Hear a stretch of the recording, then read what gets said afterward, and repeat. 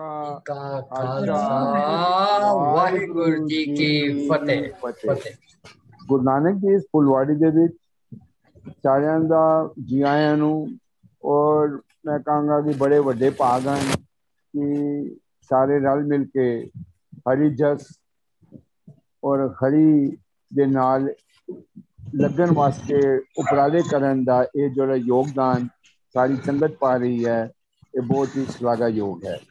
आओ रल मिल के असी साडे भैन जी मनदीप कौर जी दुबई तो वो साडे नाल शुरू तो ही सानू बड़ा एक सिंपलिस्टिक वे नाल उस गुरु नानक के दरबार तक, ਉਹਦੇ विचार तक, ਉਹਦੇ आदर्शक जीवन तक और ਉਹਦੇ सरल भावना ਦੇ ਵਿੱਚ ਸਾਨੂੰ ਲੈ ਕੇ ਜਾਂਦੇ ਹਨ। ਅੱਜ ਲੜੀ ਵਾਂਗ ਸਾਨੂੰ ਰਾਮਕਲੀ ਕੀ ਵਾਰ के बारे ਦੇ ਵਿੱਚ ਸਾਨੂੰ ਭੈਣ ਜੀ ਚਾਨਣ ਪਾਣਗੇ और ਉਹਦੇ ਅੰਦਰਲੇ ਖਜ਼ਾਨੇ ਵਿੱਚੋਂ ਸਾਡੇ ਨਾਲ ਉਹ ਸ਼ੇਅਰ ਕਰਨਗੇ। ओवर टू यू ਭੈਣ जी ਬੀਬੀ ਮਨਦੀਪ ਕੌਰ ਜੀ एंड प्लीज संगत ने नाल सांझ करो। वाहिगुरु जी का खालसा वाहिगुरु जी की फतेह। वाहिगुरु जी का खालसा वाहिगुरु जी की फतेह। सतनाम रामकली की वार राय बलवंड तथा सत्य डूमे आखी। एक ओंकार सतगुर प्रसाद नाव करता कादर करे। क्यों बोल होवे जो खीव दे गुणा सत भैन भराव है। पर रंगत दान पड़ी दे नानक राज चलाया। सच कोट सताणी नीव दे लहणे धरियोन छत सिर कर सिफती अमृत पीव दे। मत गुरे आत्म देव दी खड़ग जोर पुरा कोई जी दे।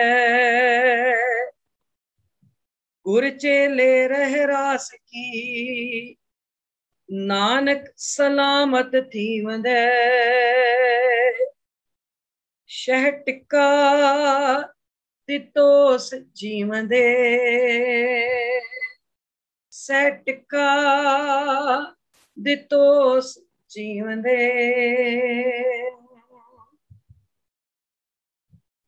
जिवें कि वीर जी ने क्लास अपनी जिहड़ी विचार है शुरू होने तो पहला ही ये गल सांझी कीती है कि अज आपां रामकली की वार जिन्हों राय बलवंड दी वार भी आख्या जाता और इस वार का जिहड़ा दूसरा नाम आ इनू टिक्के दी वार भी आख्या जाता है। उस वार का आपां सारे रल मिल के विचार जिहड़ी आ सांझी करांगे। धन धन साहिब श्री गुरु ग्रंथ साहिब महाराज दे विच टोटल 22 वारां ने। उन्हां 22 वारां दे विचों एक वार इहो जी आ जिहड़ी गुरु घर दे बड़े ही सत्कारयोग कीर्तनीय उन्हां दे वल्लों उचारी गई है। और रामकली राग दे विच कुल 3 वारां जिहड़ियां ने वो दर्ज ने। और ये जिहड़ी वार है इस वार दे विच केवल और केवल पौड़ियां ने श्लोक नाल दर्ज नहीं है। 2 वारां सिर्फ इस तरह दियां ने जिन्हां दे विच पौड़ियां ने, एक ते बसंत की वार और दूसरी जिहड़ी आपां विचारनी आ रामकली की वार। मूल रूप दे विच जिहड़ी वार है ये पौड़ियां दे रूप दे विच ही गाई जाती सी पुरातन समयां दे विच। ते पुरातन समय दे विच इस वार का जिहड़ा मतलब है, वार तो भाव है कि किसी भी योधे दी, किसी सूरमे दी, चाहे किसी भी महान व्यक्ति दे जीवन का वो वाला पक्ष, कोई सूरम गति वाला पक्ष ਜਾਂ ਕੋਈ ਬੜਾ ਹੀ ਜਿਹੜਾ ਮਹਾਨ ਉਹਨੇ ਆਪਣੀ ਜ਼ਿੰਦਗੀ 'ਚ ਕੰਮ ਕੀਤਾ ਹੈ, ਉਹ ਵਾਲਾ ਜਿਹੜਾ ਪੱਖ ਸੀ ਉਹ ਵਾਰ ਦੇ ਵਿੱਚ ਪ੍ਰਗਟਾਇਆ ਜਾਂਦਾ ਸੀ। ਔਰ ਕਿਸੇ ਦਾ ਪੂਰਾ ਜੀਵਨ ਨਹੀਂ ਸੀ ਵਾਰ ਦੇ ਵਿੱਚ ਹੁੰਦਾ, ਸਿਰਫ ਥੋੜਾ ਜਿਹੜਾ ਉਹਦੀ ਜ਼ਿੰਦਗੀ ਦਾ ਇੱਕ ਮਹਾਨ ਜਾਂ ਕੋਈ ਖਾਸ ਜਿਹੜਾ ਪੱਖ ਸੀ ਜਿਹਦੇ ਨਾਲ ਕੋਈ ਸਮਾਜ ਦਾ ਭਲਾ ਹੋਇਆ ਹੁੰਦਾ ਸੀ, ਜਾਂ ਕੋਈ ਖਾਸ ਯੋਧਿਆਂ ਵਾਲਾ ਜਾਂ ਕੋਈ ਸੂਰਮਗਤੀ ਵਾਲਾ ਪੱਖ ਸੀ ਜਿਹੜਾ ਉਹ ਵਾਰ ਦੇ ਵਿੱਚ ਲਿਆ ਜਾਂਦਾ ਸੀ। ਔਰ ਇਹ ਵੀ ਗੱਲ ਨਾਲ ਇੱਥੇ ਮੈਂ ਸਾਂਝੀ ਕਰ ਦੇਵਾਂ ਕਿ ਗੁਰੂ ਗ੍ਰੰਥ ਸਾਹਿਬ ਦੇ ਵਿੱਚ ਜਿਹੜੀਆਂ ਵਾਰਾਂ ਨੇ, ਉਹਨਾਂ ਦੀਆਂ ਪੁਰਾਤਨ ਵਾਰਾਂ ਦੀਆਂ 9 ਧੁਨੀਆਂ ਜਿਹੜੀਆਂ ਨੇ ਉਹਨਾਂ ਦਾ ਪ੍ਰਯੋਗ ਕੀਤਾ ਗਿਆ, ਜਿਹਦੇ ਵਿੱਚੋਂ ਮੂਸੇ ਕੀ ਵਾਰ ਆ, ਟੁੰਡੇ ਅਸ ਰਾਜੇ ਕੀ ਵਾਰ ਆ, ਇਸ ਤਰ੍ਹਾਂ 9 ਧੁਨੀਆਂ ਜਿਹੜੀਆਂ ਨੇ ਉਹ ਲਈਆਂ ਗਈਆਂ। ਔਰ ਇਹਨੂੰ ਟਿੱਕੇ ਦੀ ਵਾਰ ਜਿਹੜੀ ਆ ਉਹ ਇਸ ਕਰਕੇ ਆਖਿਆ ਜਾਂਦਾ ਹੈ ਕਿਉਂਕਿ ਇਸ ਵਾਰ ਦੇ ਵਿੱਚ ਭਾਈ ਰਾਏ ਬਲਵੰਡ ਜੀ, ਭਾਈ ਸੱਤਾ ਜੀ, ਉਹਨਾਂ ਨੇ ਬੜੇ ਹੀ ਖੂਬਸੂਰਤ ਢੰਗ ਦੇ ਨਾਲ ਜੋਤ ਔਰ ਜੁਗਤ ਦਾ ਜਿਹੜਾ ਸਿਧਾਂਤ ਆ ਉਹ ਪੇਸ਼ ਕੀਤਾ ਹੈ। ਉਹ ਦੱਸਿਆ ਹੈ ਕਿ ਕਿਵੇਂ ਜਿਹੜੀ ਜੋਤ ਆ, ਕਿਵੇਂ ਜਿਹੜੀ ਗੁਰਤਾ ਗੱਦੀ ਆ ਉਹ ਕਿਸ ਤਰ੍ਹਾਂ ਅੱਗੇ ਗਈ ਆ, ਔਰ ਕਿਹੜਾ ਟਿੱਕਾ, ਕਿਹੜਾ ਤਿਲਕ ਹੈ ਜਿਹੜਾ ਲਾਇਆ ਜਾਂਦਾ ਸੀ, ਉਹਦੇ ਬਾਰੇ ਇਸ ਵਾਰ ਦੇ ਵਿੱਚ ਬੜਾ ਹੀ ਖੂਬਸੂਰਤੀ ਦੇ ਨਾਲ ਜਿਹੜਾ ਹੈ ਉਹ ਜ਼ਿਕਰ ਕੀਤਾ ਗਿਆ ਹੈ। ਤਾਂ ਕਰਕੇ ਕਈ ਆਪਣੇ ਜਿਹੜੇ ਵਿਦਵਾਨ ਨੇ ਉਹ ਇਸ ਵਾਰ ਨੂੰ ਰਾਮਕਲੀ ਦੀ ਵਾਰ ਦੇ ਨਾਲ ਨਾਲ ਟਿੱਕੇ ਦੀ ਵਾਰ ਜਿਹੜੀ ਆ ਉਹ ਵੀ ਆਖਦੇ ਨੇ। ਇਸ ਵਾਰ ਦੇ ਨਾਲ ਜਿਨ੍ਹਾਂ ਨੇ ਵਾਰ ਉਚਾਰਨ ਕੀਤੀ ਆ, ਭਾਈ ਬਲਵੰਡ ਜੀ, ਭਾਈ ਸੱਤਾ ਜੀ, ਉਹ ਇੱਕ ਬੜੇ ਆਦਰਸ਼ਕ ਜੀਵਨ ਵਾਲੇ ਗੁਰਸਿੱਖ ਹੋਏ।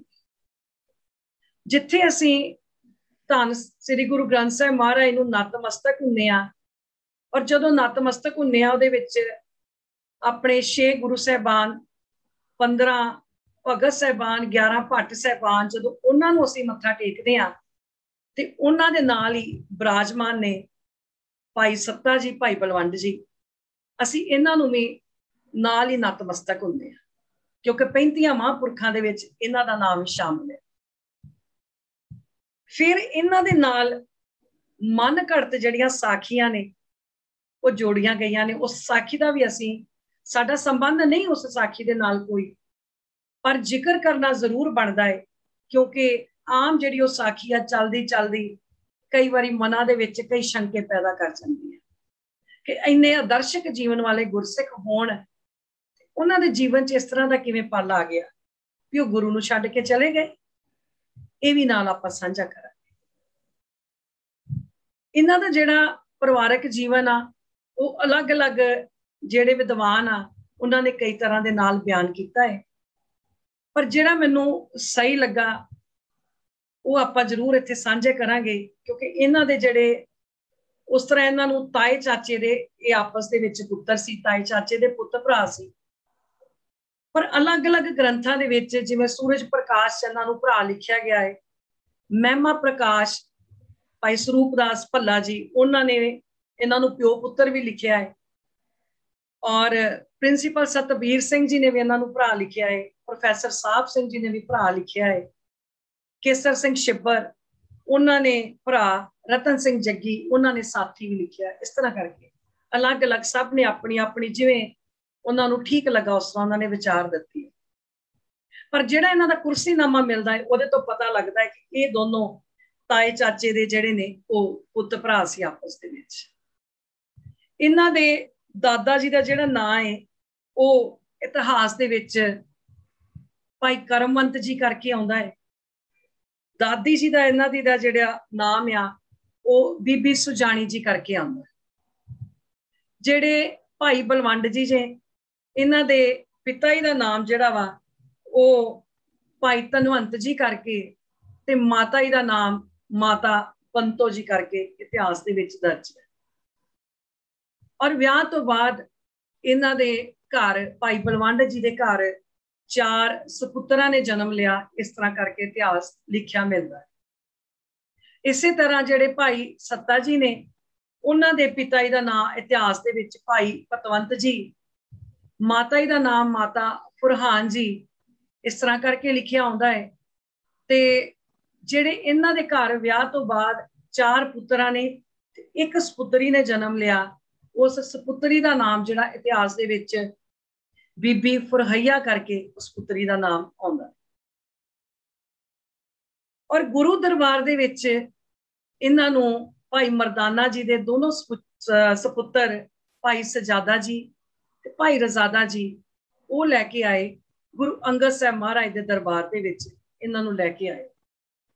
इन्हां दा आपस दे विच जिहड़ा उम्र दा फर्क आ वो 2 साल का लिखिया मिलता है।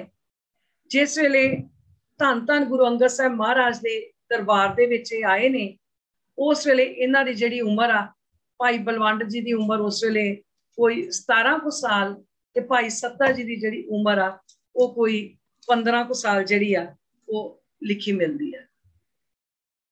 गुरु अंगद साहब महाराज के दरबार तो इन्हां ने कीर्तन जिहड़ा है वो करना शुरू किया है। बड़े सत्कार ते कीर्तनी होए ने। उत्थों तो कीर्तन करते करते तीसरे पातशाह गुरु अमरदास महाराज, पिता गुरु रामदास जी, पंचम पातशाह धन धन साहिब श्री गुरु अर्जन साहब महाराज और गुरु हरगोबिंद साहब महाराज तक इन्हां दा जिहड़ा जीवन आ वो चलिया। उदों तक ये गुरु दरबार दे विच जिहड़ा है कीर्तन करते रहे। हुण इन्हां दे नामां दे नाल जिहड़ी साखी जोड़ी गई आ, अलग अलग साखीकारां ने अपने अपने मतलब दे नाल साखियां जिहड़ियां ने वो जोड़ियां ने। हुण गुरु ग्रंथ साहिब महाराज दी जिहड़ी असीं बाणी पढ़दे हां, जिहड़ी गुरबाणी असीं पढ़दे हां, वो गुरबाणी साडे जीवन दा एक आदर्श है। गुरबाणी जिहड़ी आदर्श इस करके है क्योंकि उन्होंने लिखण वाले जिहड़े उन्हां दे जीवन किन्ने क आदर्शक होणगे कि जिहड़ा ये खजाना सच्चे पातशाह ने बड़ी चोण करके साडियां झोलियां दे विच पाया। जिन्हां ने जिथे गुरु ग्रंथ साहब दी बाणी सिख दे जीवन दा आधार आ, उत्थे नाल ही जिन्हां ने गुरबाणी दी रचना कीती आ, ये बाणी उचारी आ, उन्हां दे जीवन भी एक चानन मुनारे आ। और इन्ने चानन मुनारे जीवन होण, आदर्शक जीवन होण ते उन्हां जीवनां तो असीं सेध लैणी सी। असीं की कीता, असीं किते ना किते जाके थोड़ा जिहा भटक गए। असीं गुरबाणी तो सेध ना लैके असीं साखियां दे विच कई वारी ज़्यादा उलझ गए। जिवें बाबा फरीद जी दे नाम नाल असीं अक्सर ये गल कहिंदे आ जी वो जंगलां दे विच घुमदे रहे, जंगलां च जाके तप तपस्या करदे रहे। पर जिहड़ी उन्हां दी गुरबाणी आ, जदों असीं बाणी पढ़दे आ ते बाणी दे विच उन्हां लिखिआ फरीदा जंगल जंगल क्या भावें वन कंढा मोड़े। और बाणी सच मन्नांगे जां जिहड़ियां साखियां लिखिया गईयां उहनूं सच मन्नांगे। इसे तरह गुरु अमरदास महाराज उन्होंने सब तो वध जिहड़ा हठ योग आ उन्होंने सब तो वध आख्या भी हठ योग जिहड़ा नहीं करना चाहिए, ये गलत है। और उन्होंने गुरबाणी भी इस परथाए हैगी है। उन्होंने आख्या मन हठ किने ना पायो सब थके कर्म कमाए। ते उन्हां दे नां दे नाल ही असीं साखियां घड़ दित्तियां भी गुरु अमरदास पातशाह किल्लियां भी गढ़ दित्तियां भी इस किल्ली दे नाल अपने केस बन के ते तपस्या करया करदे सी जी किते मेरी अख ना लग जाए, किते मैं सौ ना जावां। हुण ये दो गल्लां तां नहीं ना हो सकदियां भी गुरबाणी चों साडी झोली च कुछ होर पाउंदे होण ते जिहड़ियां साखियां लिखियां ने उन्हां दे विच कुछ होर क्या होवे। दो गल्लां तां नहीं हो सकदियां। सो असीं साखी ओह लैणी आ जिहड़ी साखी धन धन साहिब श्री गुरु ग्रंथ साहब महाराज दे विच लिखी बाणी दी कसवटी ते पूरी उतरदी हो।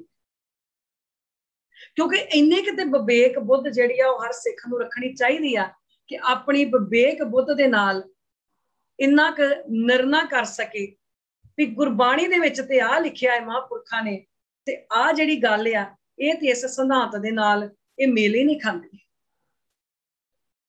हुण जिवें भाई राय बलवंड जी ते भाई सत्ता जी दे नाल भी इन्ने आदर्शक जीवन वाले वो गुरसिख होण ते आखदे ने इन्हां दी पुत्री दा विआह सी। हुण दोवां भरावां दे घर एक पुत्री है, एक बेटी आ।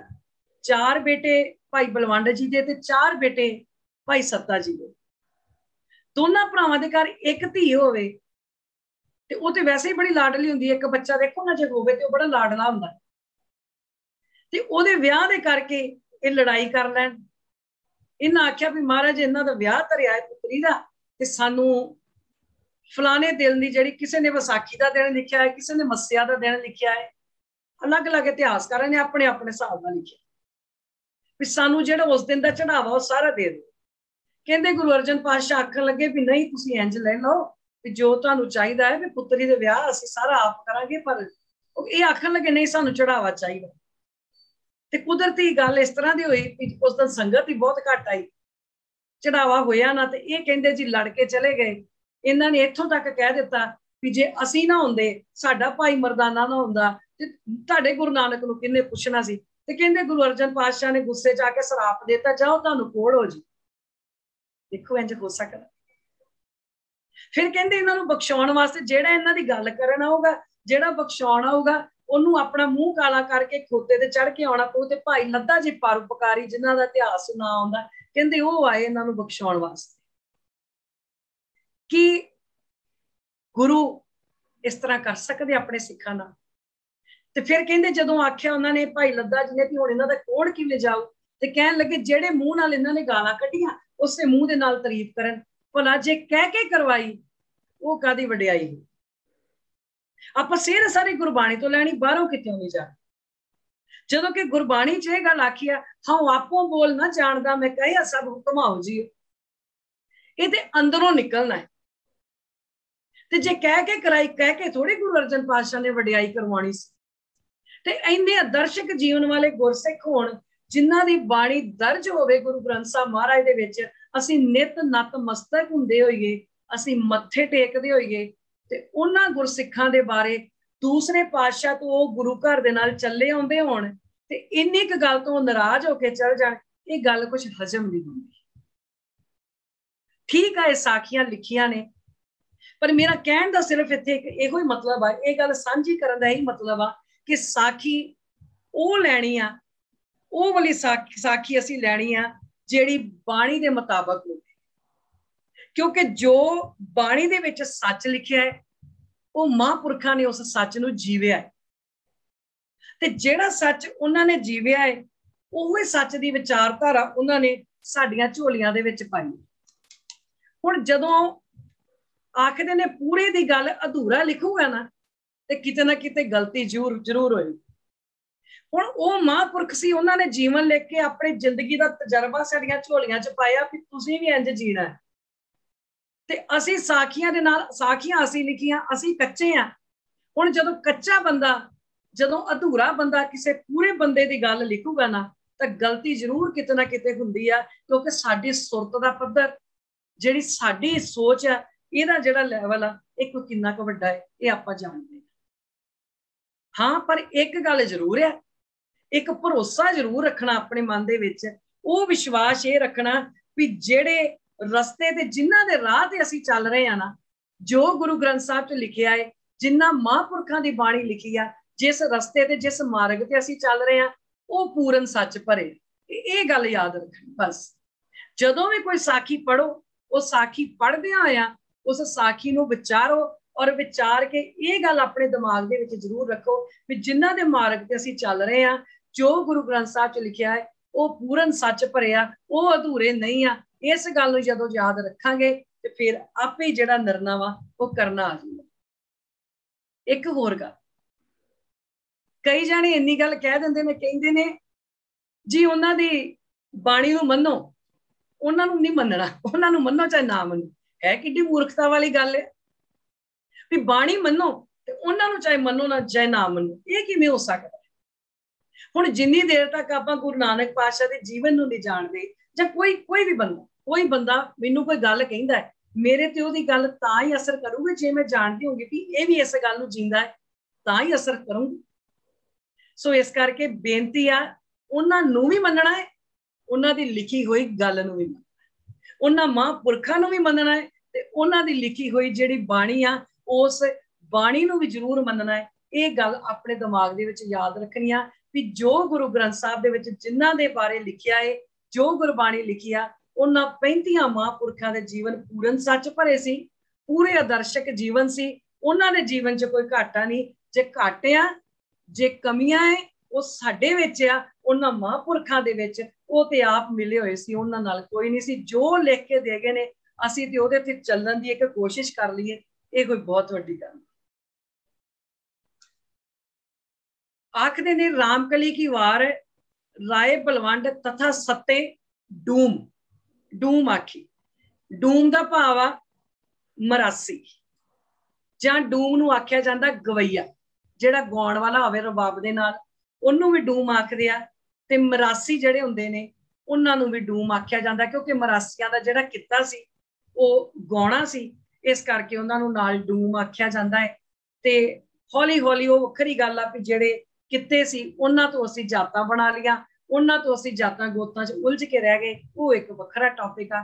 पर इत्थे डूम तो भाव आ गवैया, जिहड़े गाउण वाले, सिफत करन वाले, ये मतलब आ एक ओंकार सतगुर प्रसाद, वो अकाल पुरख एक आ, गुरु की कृपा दे नाल मिलदा है।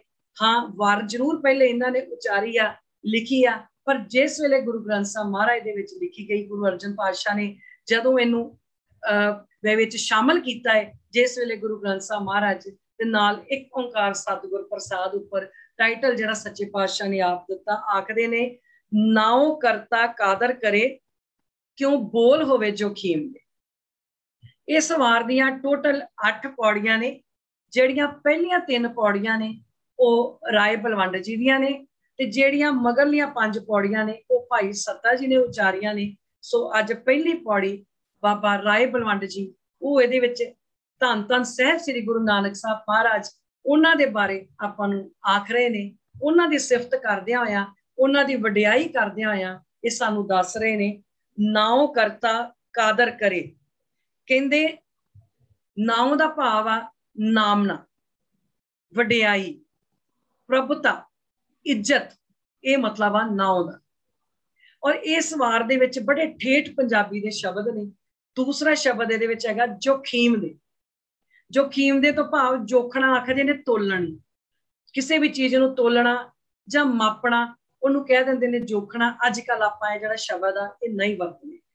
कहंदे जिहदा नामना, जिहदी वडियाई, जिहदी इज्जत, जिन्नूं उच्चे आत्मक गुण जिहड़े आ ओह कादर आप देवे, जिन्नूं आप सच दी वडियाई दे नाल नवाज देवे, जिहदे अंदर आप वो गुण भर देवे, क्यों बोल होवे जोखीम दे।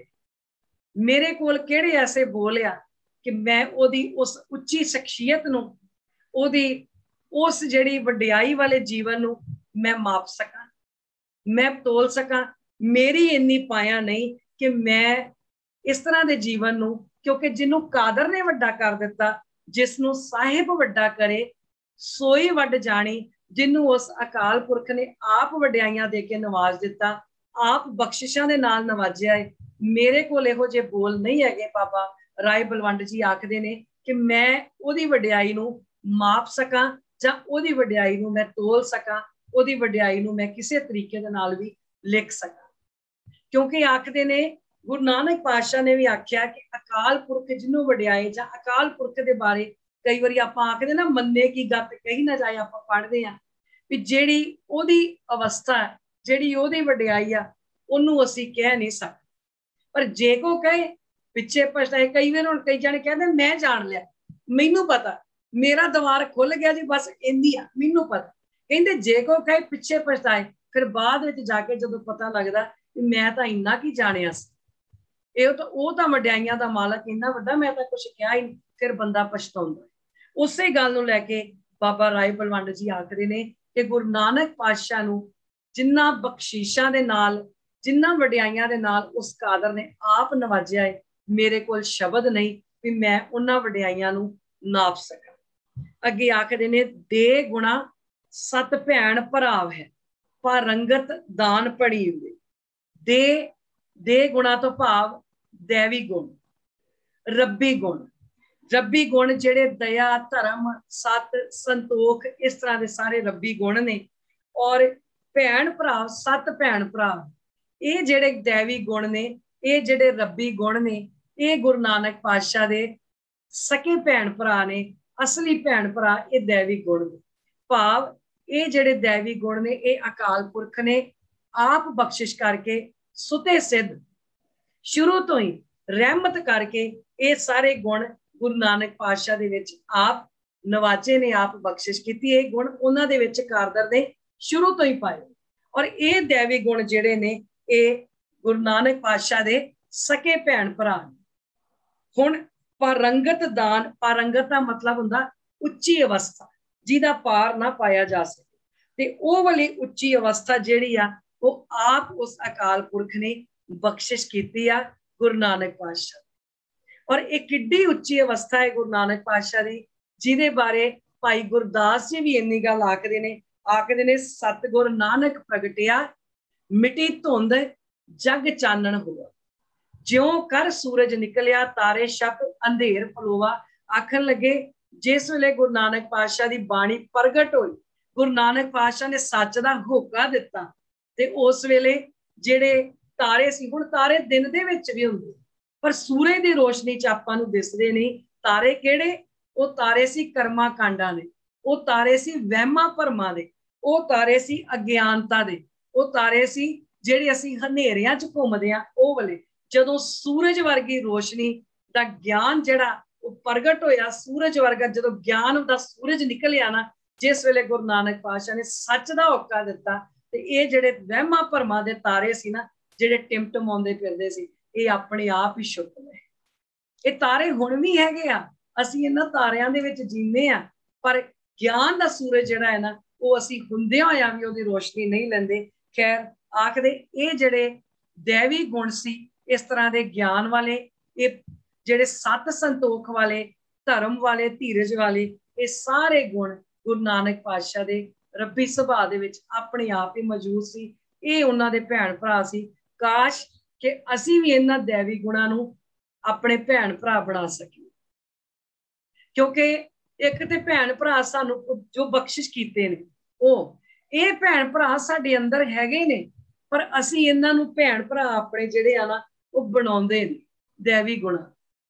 ਅਸੀਂ ਦੂਸਰੇ ਭੈਣ ਭਰਾ ਜਿਹੜੇ ਉਹ ਬਣਾਈ ਫਿਰਦੇ ਆ, ਉਹ ਮੈਂ ਅੱਗੇ ਜਾ ਕੇ ਸਾਂਝੇ ਕਰਾਂਗੀ ਕਿਹੜੇ ਭੈਣਾ ਭਰਾਵਾਂ ਨਾਲ ਆਪਾਂ ਜੀਵੇ। ਅੱਗੇ ਆਖਦੇ ਨਾਨਕ ਰਾਜ ਚਲਾਏ। ਹੁਣ ਇੱਥੇ ਨਾਨਕ ਜਿਹੜਾ ਹੈ ਉਹ ਕੱਕੇ ਨੂੰ ਸਿਹਾਰੀ ਹੈ। ਜਿੱਥੇ ਕੱਕੇ ਨੂੰ ਸਿਹਾਰੀ ਆ ਜਾਵੇ ਉਹਦਾ ਮਤਲਬ ਆ ਨਾਨਕ ਨੇ। ਵਿਆਕਰਨਕ ਜਿਹੜੇ ਨਿਯਮ ਨੇ ਇਹਨਾਂ ਨੂੰ ਜ਼ਰੂਰ ਨਾਲ ਨਾਲ ਸਮਝਣਾ, ਕਿਉਂਕਿ ਜਿੰਨੀ ਦੇਰ ਤੱਕ ਅਸੀਂ ਵਿਆਕਰਨਕ ਨਿਯਮ ਨਹੀਂ ਸਮਝਦੇ ਉਨੀ ਦੇਰ ਤੱਕ ਅਸੀਂ ਗੁਰਬਾਣੀ ਦੀ ਜਿਹੜੀ ਵਿਆਖਿਆ ਹੈ ਉਹਨੂੰ ਸਹੀ ਤਰ੍ਹਾਂ ਨਹੀਂ ਕਰ ਸਕਦੇ। ਬਹੁਤ ਲੋਕ ਆਖਦੇ ਨੇ ਵੀ ਜਿਹੜੇ ਇਹ ਗੁਰਬਾਣੀ ਆ ਇਹ ਤੇ ਬ੍ਰਹਮ ਆ, ਬ੍ਰਹਮ ਦਾ ਗੀਤ ਆ, ਬ੍ਰਹਮ ਦੀ ਵਿਚਾਰ ਆ, ਇਹਦਾ ਕੋਈ ਨਿਯਮ ਨਹੀਂ, ਕੋਈ ਰੂਲ ਨਹੀਂ। ਠੀਕ ਹੈ, ਬ੍ਰਹਮ ਦੀ ਵਿਚਾਰ ਹੈ, ਇਹਦੇ ਚ ਕੋਈ ਦੋ ਰਾਏ ਨੇ, ਪਰ ਜਿਸ ਭਾਸ਼ਾ ਚ ਲਿਖੀ ਆ ਉਸ ਭਾਸ਼ਾ ਦੇ ਤੇ ਕੋਈ ਰੂਲ ਹੈਗੇ ਆ ਨਾ। ਜਿਸ ਭਾਸ਼ਾ ਚ ਬ੍ਰਹਮ ਦੀ ਵਿਚਾਰ ਲਿਖੀ ਗਈ ਆ, ਇਸ ਬ੍ਰਹਮ ਦੀ ਵਿਚਾਰ ਨੂੰ ਅਸੀਂ ਤਾਂ ਹੀ ਸਮਝਾਂਗੇ ਵੀ ਜਿਹੜੀ ਭਾਸ਼ਾ ਚ ਲਿਖੀ ਉਹਦੇ ਤੇ ਰੂਲ ਫੋਲੋ ਕਰਨੇ ਪੈਣਗੇ ਨਾ, ਉਹ ਤੇ ਮੰਨਣੇ ਪੈਣਗੇ। ਅੱਗੇ ਆਖਿਆ ਸੱਚ ਕੋਟ। ਹੁਣ ਇਹਦੇ ਵਿੱਚ ਕੋਟ ਆ ਟੈਂਕੇ ਨੂੰ ਥੱਲੇ ਔਂਕੜ, ਜਿੱਥੇ ਟੈਂਕੇ ਨੂੰ ਸਿਹਾਰੀ ਹੋਏਗੀ ਉਸ ਕੋਟ, ਉਹ ਜਿਹੜਾ ਕੋਟ ਆ ਗਿਣਤੀ ਵਿੱਚ ਆਉਂਦਾ ਹੈ। ਜਿੱਥੇ ਟੈਂਕੇ ਨੂੰ ਥੱਲੇ ਔਂਕੜ ਹੋਏਗੀ ਇਹਦਾ ਮਤਲਬ ਆ ਕਿਲਾ। ਸੋ ਨਾਨਕ ਰਾਜ ਚਲਾਇਆ, ਗੁਰੂ ਨਾਨਕ ਨੇ ਰਾਜ ਚਲਾਇਆ। ਰਾਜ ਕਿਹੜਾ ਚਲਾਇਆ? ਧਰਮ ਦਾ। ਧਰਮ ਦਾ ਰਾਜ ਚਲਾ ਕੇ ਤੇ ਸੱਚ ਦਾ ਕਿਲਾ ਜਿਹੜਾ ਉਹ ਉਸਾਰਿਆ। ਸੱਚ ਦਾ ਕਿਲਾ ਉਸਾਰ ਕੇ ਉਹਦੇ ਵਿੱਚ ਆਤਮਕ ਬਲ ਦੀ ਜਿਹੜੀ ਆ ਨੀਂਹ ਰੱਖ ਦੇ। ਜਦੋਂ ਸੱਚ ਦਾ ਕਿਲਾ ਹੋਊਗਾ, ਨੀਂਹ ਆਤਮਕ ਬਲ ਦੀ ਹੋਏਗੀ, ਤੇ ਉਹ ਆਤਮਕ ਬਲ ਦੀ ਨੀਂਹ ਕਿਹੜੀ ਸੀ? ਜਿਹੜੀ ਸ਼ਬਦ ਦੀ ਨੀਂਹ। ਸਿਧਾਂਤ ਦਾ ਰਾਜ, ਸਿਧਾਂਤ ਦਾ ਕਿਲਾ ਸ਼ਬਦ ਦਾ, ਜਾਂ ਜਿਹਨੂੰ ਅਸੀਂ ਅੱਜ ਆਖ ਦਿੰਦੇ ਆ ਬੇਗਮਪੁਰਾ। ਉਹ ਬੇਗਮਪੁਰਾ ਜਿਹੜਾ ਸੀ ਉਹ ਗੁਰੂ ਨਾਨਕ ਪਾਤਸ਼ਾਹ ਨੇ ਨਾਨਕ ਨਿਰਮਲ ਪੰਥ ਚਲਾਇਆ। ਜਦੋਂ ਇਹ ਗੁਰੂ ਨਾਨਕ ਪਾਤਸ਼ਾਹ ਨੇ ਸੱਚ ਦਾ ਕਿਲਾ ਉਸਾਰ ਕੇ ਆਤਮਕ ਬਲ ਦੀ ਨੀਂਹ ਰੱਖ ਦਿੱਤੀ, ਤੇ ਇਸ ਨੀਂਹ ਰੱਖਣ ਤੋਂ ਬਾਅਦ ਕੀ ਕੀਤਾ? ਲਹਿਣੇ ਧਰਿਓਨ ਛੱਤ ਸਿਰ ਕਰ ਸਿਫਤੀ ਅੰਮ੍ਰਿਤ ਪੀਵਦੇ। ਤੇ ਭਾਈ ਲਹਿਣਾ ਜੀ ਜਿਹੜੇ ਬਾਅਦ ਵਿੱਚ ਗੁਰੂ ਅੰਗਦ ਪਾਤਸ਼ਾਹ ਬਣੇ, ਭਾਈ ਲਹਿਣਾ ਜੀ ਦੇ ਸਿਰ ਦੇ ਉੱਤੇ ਛਤਰ ਧਰਿਆ। ਛਤਰ ਕਿਹੜਾ ਧਰਿਆ? ਆਪਣਾ ਉੱਤਰਾਧਿਕਾਰੀ ਬਣਾਇਆ, ਤੇ ਉੱਤਰਾਧਿਕਾਰੀ ਬਣਾ ਕੇ ਉਹਨਾਂ ਨੂੰ ਆਪਣੀ ਜੋਤ ਤੇ ਜੁਗਤ ਦਾ ਵਾਰਿਸ ਬਣਾਇਆ। ਕਿਉਂ ਬਣਾਇਆ? ਕਰ ਸਿਫਤੀ ਅੰਮ੍ਰਿਤ ਪੀਵਦੇ, ਕਿਉਂਕਿ ਭਾਈ ਲਹਿਣਾ ਜੀ ਨੇ ਸਤਿਗੁਰ ਦੀ ਸਿਫਤ ਦਾ ਅੰਮ੍ਰਿਤ ਜਿਹੜਾ ਸੀ ਉਹ ਪੀ ਲਿਆ ਸੀ। ਧੰਨ ਧੰਨ ਭਾਈ ਲਹਿਣਾ ਜੀ ਉਸ ਟਾਈਮ ਜਿਨ੍ਹਾਂ ਨੇ ਐਸਾ ਸਿਰ ਗੁਰੂ ਨਾਨਕ ਪਾਤਸ਼ਾਹ ਦੇ ਕਦਮਾਂ ਤੇ ਸੁੱਟਿਆ ਵੀ 7 ਸਾਲ ਆਪਣਾ ਸਿਰ ਨਹੀਂ ਚੁੱਕਿਆ। ਜੇ ਗੁਰੂ ਨਾਨਕ ਪਾਤਸ਼ਾਹ ਨੇ ਆਖਿਆ ਨਾ ਵੀ ਜਾਓ ਭਾਈ ਲਹਿਣਾ ਜੀ ਕੋਲਾ ਕੱਢ ਕੇ ਲੈ ਆਓ ਚਿੱਕੜ ਦੇ ਵਿੱਚੋਂ, ਕਿਉਂਕਿ ਇਹ ਕੰਮ ਉਸ ਵੇਲੇ ਅਖੌਤੀ ਆਖੇ ਜਾਂਦੇ ਸ਼ੂਦਰ ਜਾਤ ਦੇ ਜਿਹੜੇ ਲੋਕ ਉਹ ਕਰਦੇ ਸੀ। ਭਾਈ ਲਹਿਣਾ ਜੀ ਉੱਚੀ ਜਾਤ ਨਾਲ ਸੰਬੰਧ ਰੱਖਦੇ ਸੀ ਤੇ ਉਹਨਾਂ ਨੇ ਇੱਕ ਵਾਰੀ ਵੀ ਇਹ ਗੱਲ ਨਹੀਂ ਆਖੀ, ਉਹਨਾਂ ਕੋਲਾ ਕੱਢ ਦਿੱਤਾ। ਭਾਵ ਗੁਰੂ ਦਾ ਹਰ ਹੁਕਮ ਮੰਨਿਆ। ਇਹ ਕੋਲਾ ਕੱਢਣ ਦਾ ਮਤਲਬ ਸੀ, ਇਹਦਾ ਇੱਕ ਭਾਵ ਸੀ ਵੀ ਜਿਵੇਂ ਅੱਜ ਚਿੱਕੜ ਚੋਂ ਪਿਆ ਹੋਇਆ ਭਾਈ ਲਹਿਣਾ ਜੀ ਕੋਲਾ ਕੱਢਿਆ ਹੈ ਨਾ, ਇਸੇ ਤਰ੍ਹਾਂ ਅੱਗੇ ਜਾ ਕੇ ਤੁਹਾਡੇ ਸਿਰ ਤੇ ਜਿਹੜਾ ਛਤਰ ਝੁੱਲਣਾ ਹੈ ਨਾ, ਜਿਸ ਜੋਤ ਦੇ ਜੋਤ ਦੇ ਤੁਸੀਂ ਵਾਰਸ ਬਣਨਾ ਹੈ, ਉਦੋਂ ਉਸ ਵੇਲੇ ਤੁਹਾਨੂੰ ਇਹ ਚਿੱਕੜ 'ਚ ਫਸੀ ਹੋਈ ਜਿਹੜੀ ਲੁਕਾਈ ਆ ਨਾ, ਕਰਮਾ ਕਾਂਡਾਂ ਤੇ ਵਹਿਮਾਂ ਭਰਮਾਂ ਦੇ ਚਿੱਕੜ 'ਚ ਫਸੀ ਲੁਕਾਈ ਆ, ਉਹਨੂੰ ਵੀ ਇਸ ਤਰ੍ਹਾਂ ਹੀ ਬਾਹਰ ਕੱਢ ਕੇ ਲਿਆਉਣਾ ਪੈਣਾ। ਇਹ ਮਤਲਬ ਸੀ ਉਸ ਸਾਖੀ। ਸੋ ਕਰ ਸਿਫਤੀ ਅੰਮ੍ਰਿਤ ਪੀਵਦੇ, ਕਿਉਂਕਿ ਉਹਨਾਂ ਨੇ ਗਿਆਨ ਦਾ ਜਿਹੜਾ ਅੰਮ੍ਰਿਤ ਆ, ਭਾਈ ਲਹਿਣਾ ਜੀ ਨੇ ਸਿਫਤ ਦਾ ਅੰਮ੍ਰਿਤ ਔਰ ਗੁਰੂ ਦਾ ਹੁਕਮ ਮੰਨਣ ਦਾ ਅੰਮ੍ਰਿਤ ਜਿਹੜਾ ਸੀ ਉਹ ਪੀਤਾ। ਮਤ ਗੁਰ ਆਤਮ ਦੇਵ ਦੀ ਖੜਗ ਜੋਰ ਪੁਰਾਕੋਏ ਜੀ ਦੇ। ਤੇ ਫਿਰ ਗੁਰੂ ਨਾਨਕ ਪਾਤਸ਼ਾਹ ਨੇ ਕੀ ਕੀਤਾ? ਆਤਮ ਦੇਵ ਜਿਹੜੀ ਪ੍ਰਭੂ ਦੀ ਆਤਮਕ ਸੋਝੀ, ਉਹ ਪ੍ਰਭੂ ਦੀ ਆਤਮਕ ਸੋਝੀ ਦੇ ਨਾਲ ਉਸ ਗਿਆਨ ਦੀ ਖੜਗ ਦਾ ਮਤਲਬ ਹੁੰਦਾ ਕਿਰਪਾਨ, ਉਹ ਗਿਆਨ ਦੀ ਜਿਹੜੀ ਕਿਰਪਾਨ ਸੀ ਉਹਦੇ ਨਾਲ ਭਾਈ ਲਹਿਣਾ ਜੀ ਦਾ ਜਿਹੜਾ ਪਹਿਲਾ ਮਨ ਸੀ ਉਹ ਕੱਟ ਕੇ, ਉਹ ਵੱਢ ਕੇ ਉਹਨਾਂ ਨੂੰ ਨਵੀਂ ਸੋਝੀ ਬਖਸ਼ਿਸ਼ ਕਰ ਦਿੱਤੀ। ਖੜਗ ਜੋਰ ਪੁਰਾਕੋਏ ਜੀ ਦੇ, ਕਿ ਆਪਣੇ ਸ਼ਬਦ ਦੇ ਜ਼ੋਰ ਦੇ ਨਾਲ, ਸ਼ਬਦ ਦੇ ਗਿਆਨ ਦੇ ਨਾਲ, ਸ਼ਬਦ ਦਾ ਜਿਹੜਾ ਐਸਾ ਦੀਪਕ ਜਗਾਇਆ, ਐਸੀ ਖੜਗ ਸ਼ਬਦ ਦੀ ਚਲਾਈ ਵੀ ਉਹਦੇ ਨਾਲ ਉਹਨਾਂ ਨੂੰ ਆਤਮਿਕ ਗਿਆਨ ਦੀ ਸੋਝੀ ਕਰਵਾਈ। ਕਿਉਂਕਿ ਜਿਹੜਾ ਪਹਿਲਾ ਜੀਵਨ ਸੀ ਭਾਈ ਲਹਿਣਾ ਜੀ ਦਾ, ਉਹ ਜਾਂਦੇ ਸੀ ਯਾਤਰਾਵਾਂ ਕਰਦੇ ਸੀ, ਪੈਰਾਂ 'ਚ ਘੁੰਗਰੂ ਪਾ ਕੇ ਵੀ ਨੱਚਦੇ ਰਹੇ ਨੇ, ਕਿਉਂਕਿ ਉਹ ਪਹਿਲਾ ਜੀਵਨ ਸੀ। ਜਦੋਂ ਗਿਆਨ ਦੀ ਖੜਗ ਚੱਲੀ, ਜਿਸ ਵੇਲੇ ਆਤਮਿਕ ਸੋਝੀ ਹੋਈ, ਤੇ ਗੁਰੂ ਨਾਨਕ ਪਾਤਸ਼ਾਹ ਨੇ ਗਿਆਨ ਦੀ ਖੜਗ ਚਲਾ ਕੇ, ਗਿਆਨ ਦਾ ਦੀਵਾ ਅੰਦਰ ਬਾਲ ਕੇ ਜਿਹੜੇ ਭਾਈ ਲਹਿਣਾ ਜੀ ਸੀ ਉਹਨਾਂ ਨੂੰ ਜਿਹੜਾ ਨਵਾਂ ਜੀਵਨ ਉਹ ਬਖਸ਼ਿਸ਼ ਕਰ ਦਿੱਤਾ।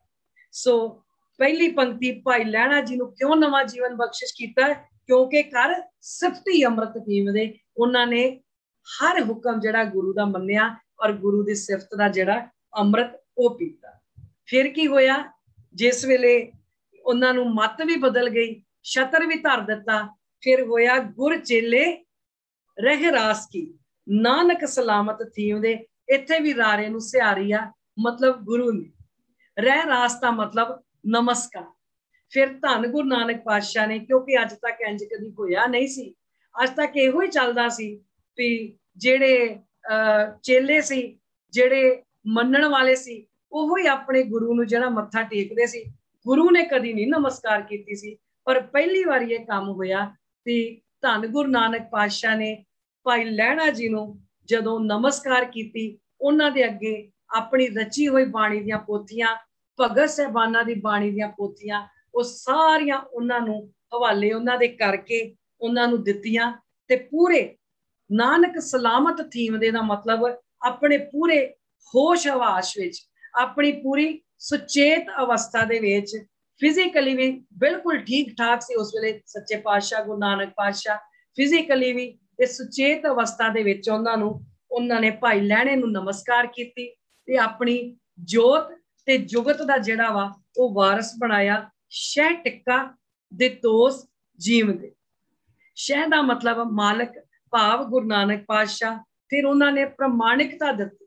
ਟਿੱਕਾ ਦਾ ਮਤਲਬ ਸਰਟੀਫਾਈ ਕਰ ਦਿੱਤਾ, ਪ੍ਰਮਾਣਿਕਤਾ। ਇਹ ਉਹ ਟਿੱਕਾ ਨਹੀਂ ਜਿਹੜਾ ਅਸੀਂ ਅੱਜ ਤੱਕ ਕਹਿੰਦੇ ਆ ਵੀ ਟਿੱਕਾ ਲਾਇਆ, ਮੱਥੇ ਤੇ ਤਿਲਕ ਲਾਇਆ, ਨਹੀਂ। ਉਹ ਜਿਹੜੇ ਲਾਉਂਦੇ ਨੇ ਉਹ ਲਾਉਣ, ਸਾਡਾ ਉਹਨਾਂ ਨਾਲ ਕੋਈ ਸੰਬੰਧ ਨਹੀਂ। ਉਹਨਾਂ ਨੂੰ ਮੁਬਾਰਕ ਉਹ ਲਾਉਣ, ਆਪਾਂ ਨਹੀਂ ਕਹਿੰਦੇ ਵੀ ਗਲਤ ਕਰਦੇ ਆ ਜਾਂ ਕੀ, ਪਰ ਗੁਰਬਾਣੀ ਦੇ ਵਿੱਚ ਦੱਸਿਆ ਸ਼ਹਿ ਟਿੱਕਾ ਦੇ ਤੋਸ ਜੀਵਦੇ, ਭਾਵ ਸਰਟੀਫਾਈਡ ਕਰ ਦਿੱਤਾ, ਪ੍ਰਮਾਣਿਕਤਾ ਕਰ ਦਿੱਤਾ ਵੀ ਅੱਜ ਤੋਂ ਬਾਅਦ ਮੈਂ ਭਾਈ ਲਹਿਣੇ ਦੇ ਵਿੱਚ, ਤੇ ਇਹ ਜਿਹੜਾ ਭਾਈ ਲਹਿਣਾ ਇਹ ਅੱਜ ਤੋਂ ਬਾਅਦ ਮੇਰਾ ਅੰਗ, ਔਰ ਆਪਣਾ ਅੰਗ ਬਣਾ ਕੇ ਉਹਨਾਂ ਨੂੰ ਗੁਰੂ ਅੰਗਦ ਪਾਤਸ਼ਾਹ ਬਣਾ ਦਿੱਤਾ। ਕਹਿੰਦੇ ਪਹਿਲੇ ਲਹਿਣੇ ਸੇ ਅੰਗਦ, ਫਿਰ ਅੰਗਦ ਸੇ ਅੱਲਾ ਕਰ ਦਿਆ, ਫਿਰ ਇਹੋ ਜਿਹਾ ਜੋਤ ਜੁਗਤ ਦਾ ਵਾਰਸ ਬਣਾ ਦਿੱਤਾ ਵੀ ਦਾਤ ਜਿਹੜੀ ਆ ਗੁਰ ਵਡਿਆਈ ਦੀ ਜਿਹੜੀ ਦਾਤ ਆ ਉਹ ਬਖਸ਼ਿਸ਼ ਕਰ ਦਿੱਤੀ ਭਾਈ ਲਹਿਣਾ ਜੀ ਨੂੰ। ਭਾਈ ਲਹਿਣੇ ਤੋਂ ਗੁਰੂ ਅੰਗਦ ਪਾਤਸ਼ਾਹ ਜਿਹੜਾ ਵਾ ਉਹ ਬਣਾ ਦਿੱਤਾ। ਇਹ ਪਹਿਲੀ ਪੌੜੀ ਦੇ ਵਿਚਾਰ ਕਰਦੇ ਹਾਂ। ਅਸੀਂ ਇਸ ਪੌੜੀ ਤੋਂ ਕੀ ਸਿੱਖਿਆ ਲੈਣੀ ਆ ਵੀ ਅਸੀਂ ਵੀ ਸੱਚ ਦੇ ਰਸਤੇ ਤੇ ਚੱਲੀਏ, ਤੇ ਸੱਚ ਦੇ ਰਸਤੇ ਤੇ ਚੱਲਦਿਆਂ ਹੋਇਆਂ ਅਸੀਂ ਜਿਹੜੇ ਦੈਵੀ ਗੁਣ ਨੇ ਉਹਨਾਂ ਨੂੰ ਆਪਣੇ ਭੈਣ ਭਰਾ ਬਣਾਈ। ਕਿਉਂਕਿ ਹੱਲੀ ਅਸੀਂ ਪਤਾ ਕਿਹੜੇ ਭੈਣ ਭਰਾ ਬਣਾਏ ਆ? ਹੱਲੀ ਤੇ ਅਸੀਂ ਕੂੜ ਕਬਾੜ ਨੂੰ ਆਪਣਾ ਭੈਣ ਭਰਾ ਬਣਾਈ ਫਿਰਦੇ ਆ। ਆਖਦੇ ਨੇ ਨਾਨਕ ਅਵਗਣ ਜੇਤੜੇ ਤੇ ਗਲੀ ਜੰਜੀਰ। ਹੁਣ ਜਿੰਨੇ ਵੀ ਔਗਣ ਆ ਜਿਨ੍ਹਾਂ ਨੂੰ ਅਸੀਂ ਆਪਣੇ ਸਾਥੀ ਬਣਾਈ ਫਿਰਦੇ ਆ, ਆਪਣੇ ਭੈਣ ਭਰਾ ਬਣਾਈ ਫਿਰਦੇ ਆ, ਇਹ ਸਾਡੇ ਗਲੇ ਦੀਆਂ ਜੰਜੀਰਾਂ ਬਣੇ ਪਏ ਨੇ। ਤੇ ਇਹ ਜੰਜੀਰਾਂ ਕੱਟੀਆਂ ਕਿਵੇਂ ਜਾਣੀਆਂ ਨੇ? ਜੇ ਗੁਣ ਹੋਣ ਤਾਂ ਕੱਟੀਆਂ ਨੇ।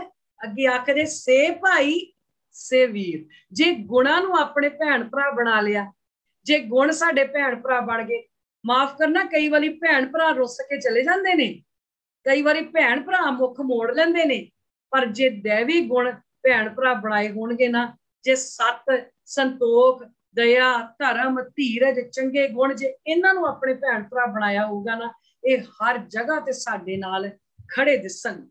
ਹਰ ਜਗ੍ਹਾ ਤੇ ਜਿੱਥੇ ਲੋੜ ਹੋਊਗੀ, ਸੱਜਣ ਸਹੀ ਨਾਲ ਮੈਂ ਚੱਲਦਿਆਂ ਨਾਲ ਚਲਾਨਾ। ਜਿੱਥੇ ਲੇਖਾ ਮੰਗੀ ਹੈ ਤਿੱਥੇ ਖੜੇ ਦਸਣ। ਜਿੱਥੇ ਜ਼ਰੂਰਤ ਪਊਗੀ ਉੱਥੇ ਇਹ ਜਿਹੜੇ ਭੈਣ ਭਰਾ ਸਾਡੇ ਨਾਲ ਖੜੇ ਦਿਸਣ। ਹੁਣ ਜੇ ਅਸੀਂ ਚੋਰ ਦੇ ਨਾਲ ਘੁੰਮਾਂਗੇ, ਅਸੀਂ ਡਾਕੂਆਂ ਦੇ ਨਾਲ ਘੁੰਮਾਂਗੇ, ਉਹਨਾਂ ਦੀ ਸੰਗਤ ਕਰਾਂਗੇ, ਤੇ ਫਿਰ ਸਾਡੇ ਭੈਣ ਭਰਾ ਵੀ ਤੇ ਚੋਰ ਡਾਕੂ ਹੀ ਬਣਨਗੇ ਨਾ। ਉਹੀ ਮਨ ਦੀ ਅਵਸਥਾ ਬਣੂਗੀ ਜਿਹੋ ਜਿਹੀ ਸੰਗਤ 'ਚ ਰਵਾਂਗੇ। ਤੇ ਜੇ ਅਸੀਂ ਉਹਨਾਂ ਨੂੰ ਆਪਣੇ ਭੈਣ ਭਰਾ ਨਹੀਂ ਬਣਾਵਾਂਗੇ, ਦੈਵੀ ਗੁਣਾਂ ਨੂੰ ਭੈਣ ਭਰਾ ਬਣਾਵਾਂਗੇ, ਫਿਰ ਕੀ ਹੋਊਗਾ? ਫਿਰ ਅੰਦਰ ਸੱਚਖੰਡ ਖੁੱਲ ਜਾਊਗਾ। ਜਿਹੜਾ ਸੱਚਖੰਡ ਅਸੀਂ ਕਹਿੰਦੇ ਆ ਨਾ ਵੀ ਮਰਨ ਤੋਂ ਬਾਅਦ ਸੱਚਖੰਡ ਵਾਸੀ, ਮਰਨ ਤੋਂ ਬਾਅਦ ਕੋਈ ਸੱਚਖੰਡ ਵਾਸੀ ਨਹੀਂ। ਸੱਚਖੰਡ ਵਾਸੀ ਜਿਉਂਦੇ ਜੀ ਬਣਨਾ, ਆਪਣੀ ਜ਼ਿੰਦਗੀ 'ਚ ਸੱਚਖੰਡ ਵਾਸੀ ਬਣਨਾ ਹੈ। ਕਿਉਂਕਿ ਸੱਚਖੰਡ ਸਾਡੇ ਅੰਦਰ ਆ। ਅੰਦਰ ਸੱਚਖੰਡ ਕਦੋਂ ਆ? ਜਦੋਂ ਕੋਈ ਭੈੜਾ ਵਿਚਾਰ ਅੰਦਰ ਨਹੀਂ ਆਉਣਾ, ਕੋਈ ਮੇਰ ਤੇਰ ਦੀ ਭਾਵਨਾ ਅੰਦਰ ਨਹੀਂ ਆਉਣੀ, ਦੈਵੀ ਗੁਣ ਅੰਦਰ ਵਸ ਗਏ, ਤੇ ਫਿਰ ਅੰਦਰ ਸੱਚਖੰਡ ਜਿਹੜਾ ਹੈ ਨਾ, ਅੰਦਰ ਸੱਚਖੰਡ ਬਣ ਜਾਣਾ। ਸੋ ਅਸੀਂ ਕੋਸ਼ਿਸ਼ ਕਰਨੀ ਅੰਦਰ ਸੱਚਖੰਡ ਬਣੇ। ਇਹ ਸੱਚਖੰਡ ਅੰਦਰ ਬਣਨਾ ਕਿਵੇਂ ਆ? ਜਦੋਂ ਭਾਈ ਲਹਿਣੇ ਵਾਂਗੂ ਕਰ ਸਿਫਤੀ ਅੰਮ੍ਰਿਤ ਪੀਵਦੇ, ਜਦੋਂ ਰੋਜ਼ ਅੰਮ੍ਰਿਤ ਪੀਤਾ, ਗੁਰੂ ਦੀ ਸਿਫਤ ਦਾ, ਗੁਰੂ ਦੇ ਗਿਆਨ ਦਾ ਜਿਸ ਵੇਲੇ ਅੰਮ੍ਰਿਤ ਪੀਤਾ, ਤੇ ਫਿਰ ਆਪਣੇ ਆਪ ਨੂੰ ਗੁਰੂ ਦੇ ਹਵਾਲੇ ਕਰਕੇ ਕਿਹਾ, ਮਹਾਰਾਜ ਗਿਆਨ ਦੀ ਖੜਗ ਐਸੀ ਮਾਰੋ, ਐਸੀ ਗਿਆਨ ਦੀ ਕਿਰਪਾਨ ਮਾਰੋ ਕਿ ਮੇਰਾ ਕਰਮ ਕਾਂਡਾਂ ਵਾਲਾ ਜੀਵਨ ਹੈ, ਮੇਰਾ ਕੂੜ ਕਬਾੜ ਵਾਲਾ ਜੀਵਨ ਜਿਹੜਾ ਵੱਢਿਆ ਜਾਏ। ਜਿਹੜਾ ਕਰਮ ਕਾਂਡਾਂ ਵਾਲਾ ਜੀਵਨ ਲਈ ਫਿਰਦੇ ਆ, ਕੂੜ ਕਬਾੜਾਂ ਵਾਲਾ ਜੀਵਨ ਲਈ ਫਿਰਦੇ ਆ, ਐਸੀ ਗਿਆਨ ਦੀ ਖੜਗ ਸੱਚੇ ਪਾਤਸ਼ਾਹ ਤੁਸੀਂ ਚਲਾਓ। ਜਿਵੇਂ ਭਾਈ ਲਹਿਣੇ ਤੇ ਚਲਾ ਕੇ ਆਪਣਾ ਅੰਗ ਬਣਾ ਲਿਆ ਸੀ ਨਾ, ਸਾਨੂੰ ਵੀ ਕਿਤੇ ਗਿਆਨ ਦੀ ਖੜਗ ਮਾਰ ਕੇ ਸਾਡਾ ਜਿਹੜਾ ਇਹ ਕਰਮ ਕਾਂਡਾਂ ਵਾਲਾ ਜੀਵਨ ਆ, ਇਹਨੂੰ ਵੀ ਕਿਤੇ ਵੱਢ। ਤੇ ਜਦੋਂ ਇਹ ਜੀਵਨ ਵੱਢਿਆ ਗਿਆ, ਤੇ ਫਿਰ ਪਤਾ ਸਾਡੀ ਹਾਲਤ ਕੀ ਹੋਏਗੀ? ਕਹਿੰਦੇ ਮੈਂ ਪੜ੍ਹਦੀ ਪਈ ਸਾਂ, ਇੱਕ ਆਦਮੀ ਨਾ ਖੜਾ ਸੀ, ਉਹ ਬੱਸ ਦੀ ਵੇਟ ਕਰਦਾ ਸੀ। ਬੱਸ ਦੀ ਵੇਟ ਕਰਦਿਆਂ ਕਰਦਿਆਂ ਬੱਸ ਆਈ ਕੋਈ ਨਾ, ਵਿਚਾਰਾ ਬੰਦਾ ਬੜਾ ਭਲਾ ਪੁਰਸ਼ ਸੀ। ਉਹਨੇ ਕੀ ਕੀਤਾ? ਇੱਕ ਟਰੱਕ ਨੂੰ ਹੱਥ ਦੇ ਦਿੱਤਾ। ਜਦੋਂ ਟਰੱਕ ਨੂੰ ਹੱਥ ਦਿੱਤਾ, ਤੇ ਉਹ ਟਰੱਕ ਵਾਲੇ ਨੇ ਟਰੱਕ ਰੋਕ ਲਿਆ। ਕਹਿੰਦਾ ਵੀ ਮੈਂ ਫਲਾਨੀ ਜਗ੍ਹਾ ਤੱਕ ਜਾਣਾ ਹੈ, ਮੈਨੂੰ ਛੱਡ ਦਿਓਗੇ? ਕਹਿੰਦਾ ਜੀ ਬੈਠ ਜਾਓ। ਕਿਉਂਕਿ ਉਹ ਬੜੇ ਭਲੇ ਪੁਰਸ਼ ਵੇਖਣ ਨੂੰ ਲੱਗਦੇ ਸੀ। ਉਹ ਟਰੱਕ ਦੇ ਵਿੱਚ ਬੈਠ ਗਏ।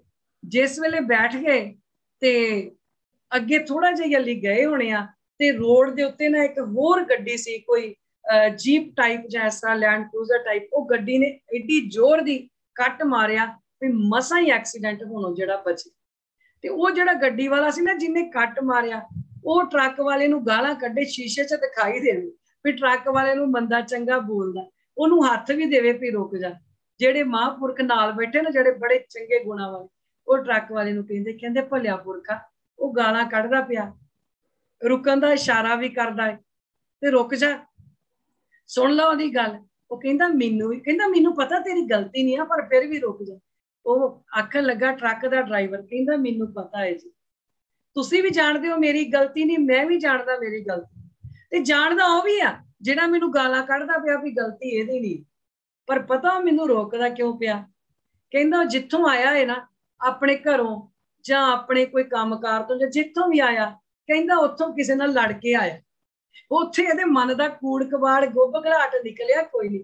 ਕਹਿੰਦਾ ਇਹ ਹੁਣ ਆਪਣੇ ਮਨ ਦਾ ਜਿਹੜਾ ਕੂੜਾ ਕਰਕਟ ਆ ਨਾ, ਜਿਹੜਾ ਗੁੱਸੇ ਵਾਲਾ, ਉਹ ਮੇਰੇ ਤੇ ਸੁੱਟਣਾ ਚਾਹੁੰਦਾ ਹੈ। ਹੁਣ ਇਹਨੇ ਮੇਰੇ ਤੇ ਸੁੱਟ ਦੇਣਾ, ਮੈਂ ਫਿਰ ਅੱਗੇ ਤੱਕ ਉਬਲਦਾ ਰਹਿਣਾ, ਮੈਂ ਉਹ ਕੂੜਾ ਕਰਕਟ ਕਿਸੇ ਹੋਰ ਤੇ ਸੁੱਟੂਗਾ ਫਿਰ ਕਹਿੰਦਾ ਜਾ ਕੇ। ਕਹਿੰਦਾ ਇਸ ਤਰ੍ਹਾਂ ਜਿਹੜੀ ਇਹ ਚੇਨ ਹੈ ਚੱਲਦੀ ਰਹਿਣੀ ਹੈ। ਇਹਨੂੰ ਆਖਦੇ ਉਹਨੂੰ ਗਿਆਨ ਦੀ ਖੜਕ ਵੱਜੀ ਸੀ, ਉਹਨੇ ਗਿਆਨ ਨਾਲ ਆਪਣਾ ਮਨ ਸੁਧਾਰਿਆ ਸੀ, ਤਾਂ ਹੀ ਕਰਕੇ ਉਹਨੇ ਇਹ ਪੰਕਤੀ ਆਪਣੇ ਮਨ 'ਚ ਵਸਾਈ ਸੀ ਵੀ ਸੰਤ ਨਾ ਛਾੜੇ ਸੰਤ ਹੀ ਜੋ ਕੋਟਕ ਮਿਲੇ ਅਸੰਤ। ਆਖਣ ਲੱਗੇ ਜਿਹੋ ਜਿਹਾ ਮਰਜ਼ੀ ਬੰਦਾ ਮਿਲ ਜਾਵੇ, ਜਦੋਂ ਗਿਆਨ ਦੀ ਖੜਕ ਚੱਲ ਗਈ ਨਾ, ਜਿਸ ਵੇਲੇ ਗਿਆਨ ਦਾ ਪ੍ਰਕਾਸ਼ ਹੋ ਗਿਆ, ਜਿਵੇਂ ਗੁਰੂ ਨਾਨਕ ਪਾਤਸ਼ਾਹ ਨੇ ਭਾਈ ਲਹਿਣੇ ਤੇ ਗਿਆਨ ਦੀ ਖੜਕ ਚਲਾਈ ਸੀ ਤੇ ਭਾਈ ਲਹਿਣੇ ਨੂੰ ਅੰਗਦ ਬਣਾ ਦਿੱਤਾ ਸੀ। ਜਿੱਦਣ ਇਹ ਗਿਆਨ ਦੀਆਂ ਖੜਕਾਂ ਚੱਲ ਗਈਆਂ, ਉਦਣ ਸ਼ਾਇਦ ਕਿਤੇ ਅਸੀਂ ਵੀ ਥੋੜਾ ਬਹੁਤਾ ਦੈਵੀ ਗੁਣ, ਜਿਹੜਾ ਹੁਣ ਸੱਚ ਬੋਲਾਂਗੇ ਹੈ ਤੇ ਦੈਵੀ ਗੁਣ ਹਨ, ਧੀਰਜ ਰੱਖਾਂਗੇ, ਧੀਰਜ ਦੇ ਨਾਲ ਕਿਸੇ ਦੀ ਗੱਲ ਸੁਣਾਂਗੇ, ਧੀਰਜ ਰੱਖਾਂਗੇ, ਹੈ ਤੇ ਦੈਵੀ ਗੁਣ ਹਨ। ਇਹਨਾਂ ਦੈਵੀ ਗੁਣਾਂ ਦੇ ਮਾਲਕ ਕਿਤੇ ਅਕਾਲ ਪੁਰਖੇ ਵਿਚਾਰ ਕਰਦਿਆਂ ਕਰਦਿਆਂ ਸਾਨੂੰ ਵੀ ਕਿਤੇ ਸੱਚੇ ਪਾਤਸ਼ਾਹ ਇਹਨਾਂ ਦੈਵੀ ਗੁਣਾਂ ਦੇ ਨਾਲ ਬਖਸ਼ਿਸ਼ ਕਰਦੇ। ਸੋ ਇਸ ਪਹਿਲੀ ਵਾਰ ਦੇ ਵਿੱਚ ਆਪਾਂ ਇਹ ਗੱਲ, ਇਹ ਪਹਿਲੀ ਪੌੜੀ 'ਚ ਆਪਾਂ ਇਹ ਗੱਲ ਸਿੱਖੀ ਆ ਕਿ ਜਿਹਨੂੰ ਕਰਤਾ ਪੁਰਖ ਆਪ ਵਡਿਆਈ ਬਖਸ਼ੇ, ਜਿਹਨੂੰ ਉਹ ਮਾਲਕ ਆਪ ਵੱਡਿਆਂ ਕਰ ਦੇਵੇ। ਭਾਈ ਬਲਵੰਡ ਜੀ ਆਖਦੇ ਸਾਡੀ ਕੋਈ ਪਾਇਆ ਨਹੀਂ ਵੀ ਅਸੀਂ ਉਸ ਗੁਰੂ ਨਾਨਕ ਪਾਤਸ਼ਾਹ ਬਾਰੇ ਕੁਝ ਵੀ ਕਹਿ ਸਕੀਏ।